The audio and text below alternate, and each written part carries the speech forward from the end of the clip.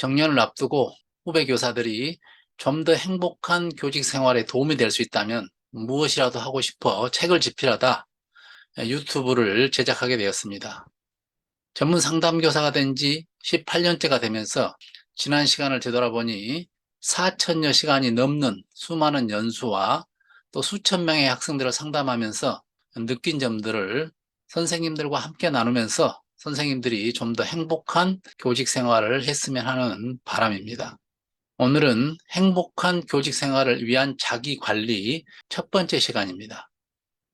교사가 행복해야 학생이 행복합니다. 그런데 행복한 교사가 되기 위해서는 좋은 교사가 되고자 하는 욕심을 버려야 합니다. 좋은 교사가 되고자 하는 욕심을 버려야 오히려 좋은 교사가 될 수 있습니다. 요즘 아이들 너무 힘들죠? 요즘은 학생보다도 교사가 오히려 상처를 받는 시대입니다. 따라서 정년을 채우지 못하고 명퇴하는 선생님들이 늘어나고 있고, 또 현장에서 버티면서도 수많은 스트레스로 힘들어하는 교사들이 많은 것이 현실입니다. 세상이 변하고 아이들도 변하고 학부모도 달라졌습니다. 이런 현실을 인정하고 행복한 교직을 위해서는 자기 관리가 필요합니다. 행복한 교직 생활을 하기 위해서는 어떻게 해야 할까요? 오늘은 첫 번째 시간으로 좋은 교사가 되려는 욕심을 버려야 행복할 수 있다는 말씀을 드립니다. 그리고 교사가 행복해 학생이 행복합니다.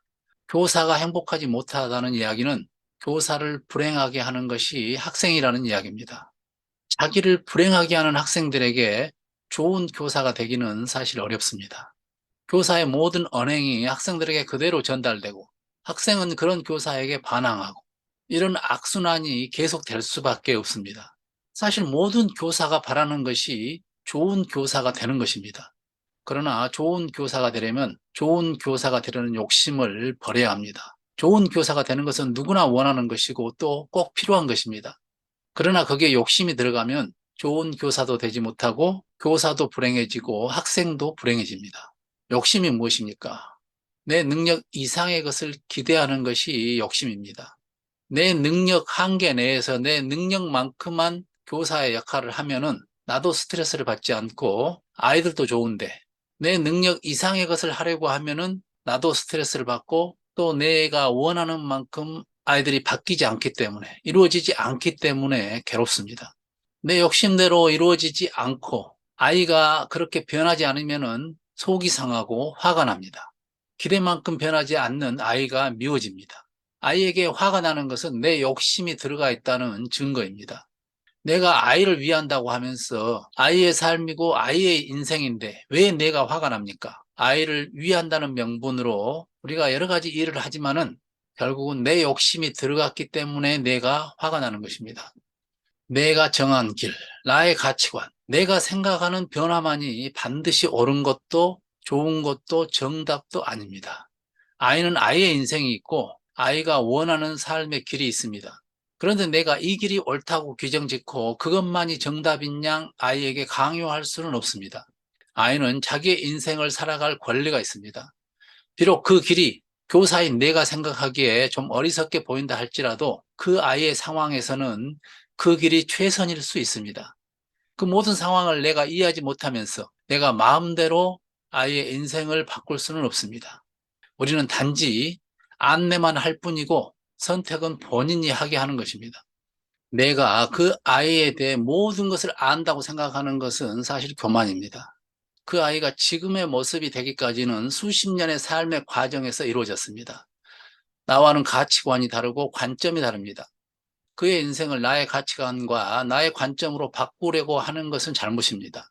단, 내가 할 수 있는 것은 교사로서 내게 형성된 가치관과 관점을 교육적인 차원에서 소개하고 안내할 뿐입니다. 그리고 선택은 본인이 하는 것입니다. 그리고 그 선택에 대한 책임도 아이가 지는 것입니다. 그런데 내가 안내하는 것에 따르지 않는다고 속상해하고 내가 원하는 만큼 변하지 않는다고 화를 낸다면 그것은 교사인 나의 문제입니다. 내가 좋은 교사가 되려는 욕심이 있든지 스스로 좋은 교사라는 자기 만족을 얻기 위한 마음이 있다든지 다른 사람들로부터 좋은 교사라고 인정받고 싶은 마음이 있는 것입니다. 따라서 이것은 내 문제입니다. 모든 것이 내 욕심대로 이루어지면 좋겠지만 욕심은 내 능력 이상의 것이기 때문에 이루어지지 않습니다. 그러면 내 기대대로 변화되지 않는 아이가 미워집니다. 미워지면 아이를 대하는 태도가 달라지고 아이와의 관계가 깨집니다. 관계가 깨지면 그 이후에는 아무것도 할 수 없습니다. 이제는 내가 갖고 있는 능력도 통하지 않습니다. 아무런 영향도 미칠 수가 없습니다. 그럼 나도 괴로워지고 아이도 괴로워지고 모두가 불행해지는 것입니다. 많은 선생님들이 열정을 가지고 힘에 겹도록 아이들을 위해서 노력하지만 그것 때문에 결국 아이들과 관계가 깨지고 본인도 무너지는 선생님들을 많이 봅니다. 열정적으로 생활 지도를 하지만 화를 내면서 아이들과 관계가 깨지고 그래서 스스로 지쳐서 무너지는 학생 부장도 보았지만 항상 웃으면서 문제를 일으키는 학생을 안타까운 심정으로 대하면서 오히려 힘들지 않게 학생 부장의 역할을 잘 하시는 분도 보았습니다.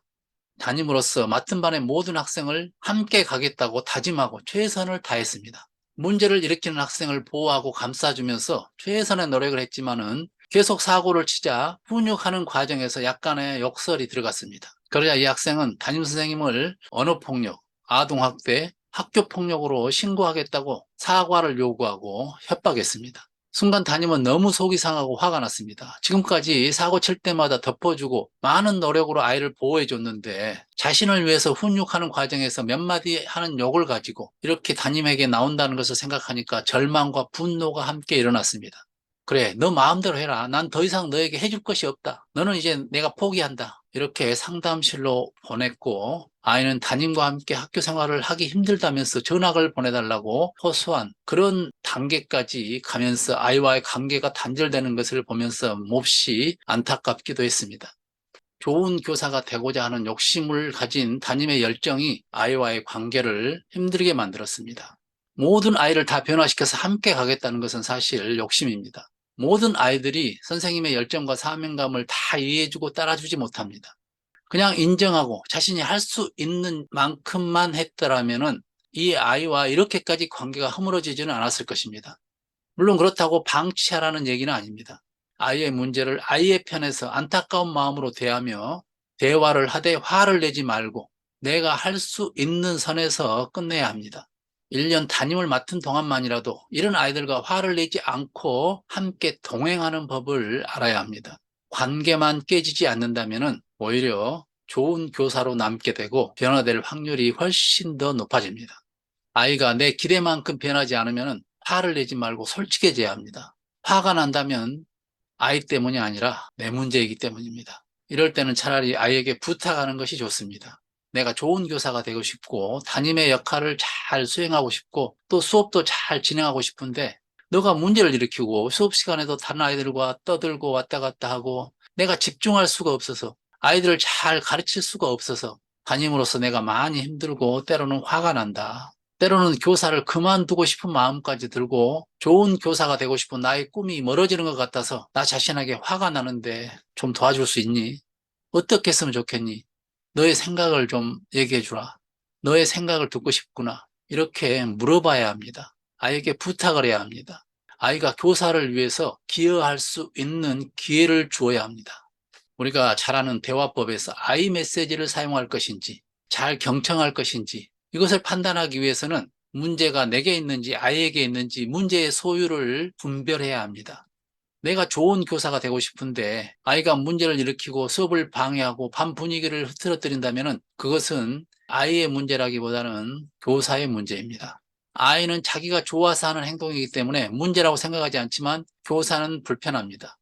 따라서 이때는 아이 메시지로 이야기합니다. 나의 솔직한 마음을, 나의 감정을, 내가 바라는 것을, 내가 바라는 긍정적인 바람을 전달해야 합니다.